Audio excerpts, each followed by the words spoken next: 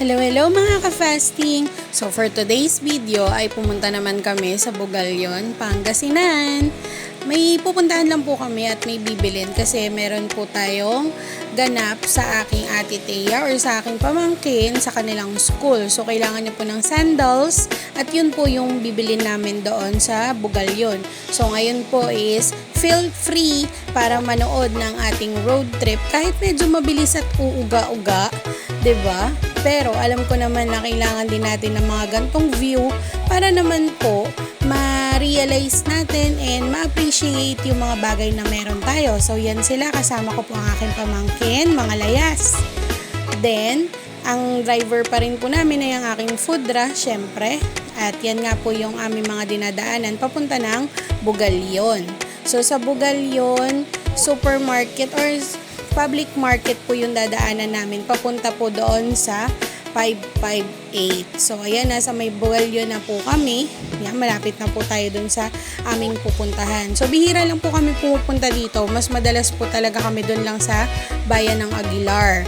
Pero dahil nga wala po kami makita doon ng sandals, dumayo na po kami dito at bumiyahe. So ayan nga po yung Bugalyon Public Market.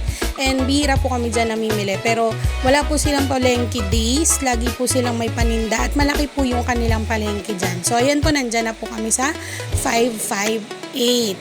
So isa po yung market na puno siya yung mga paninda na mura lang, mula dun sa mga toys, gamit, lahat, etc. etc.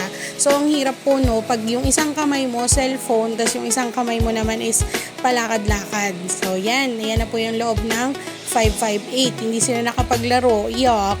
Sorry. So yan, nagmamadali po kami na kasi medyo tanghali na rin. Then doon kami sa second floor, nahanap namin yung mga sandals. Yan, yung area ng sandals. And may napili na agad yung aking ate. So yan, sukat-sukat muna. Sukat-sukat and tingin-tingin, ikot-ikot. Baka meron pang ibang mabibili. Alam mo na, Budol is life! So, ayan, ikot. Oh, gusto daw nila ng bike. Sorry, bebe, hindi pa po pwede. So, yan ang aking ate. Sukat-sukat, sukat-sukat. Okay na ba? Pwede na ba? Oh, dahan-dahan lang. At, oh, girl na girl. Yan. At rumampa na nga. Rampa-rampa.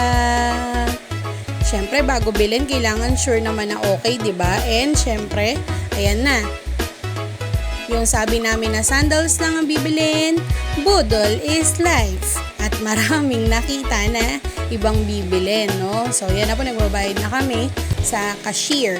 Then, chinek lang lahat ng aming items. At syempre, meron dyang isang hindi ko pwedeng makalimutan. Ang betet. So, yan po yung aking paboritong pamahig sa katawan pag may masakit sa akin or something. So, syempre, nakabili na po kami. Kasama po yan. Nasama rin po sa Budol yung table and chair na pangbata. Syempre, Budol is life eh. Yan na yung nakita natin at mas mura siya kaysa dun sa ibang store. So, bibili na rin natin dahil syempre, nag-aaral na yung ating mga pamangkin. Kailangan nila ng tables and chair para naman mas ma-appreciate nila na mag-aral everyday. So, yan, pauwi na po kami. And ang view na paborito ko is yung ganito.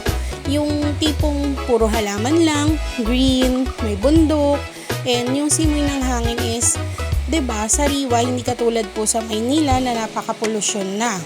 So yan, ganyan po ang view ng Bugalyon. So yan. Then maulan po ngayon kaya parang maulap po yung area dun sa may bandang bundok. Kaya yan. Kasi kanina lang po yan. So, syempre, kapag uwi, kailangan natin magluto at ang ulam namin ay calamares. So, ayan, nakalagay na po dyan lahat ng mga kailangan nyong isama or ibabad doon sa marinitang pusit.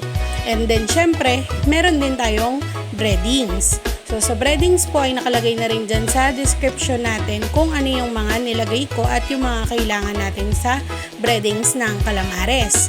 Then, syempre po, pag nailagay at nagawa na natin sila lahat, ay ipiprito natin sila until golden brown.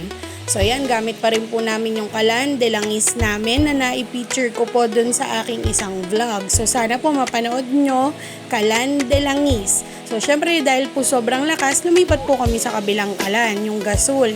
Kasi medyo malakas po talaga siya, hindi siya pwede dun sa ating calamares. So ayan, mangan